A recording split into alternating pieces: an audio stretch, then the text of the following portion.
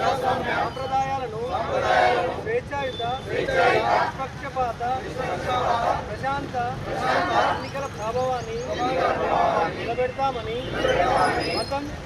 జాతి, కులం, వర్గం, భాష లేదా ఇటువంటి ఒత్తిడులకు ప్రభావితం కాకుండా ప్రతి ఎన్నికల్లో నిర్భయంగా ఓటు చేస్తామని ఇందు మూలంగా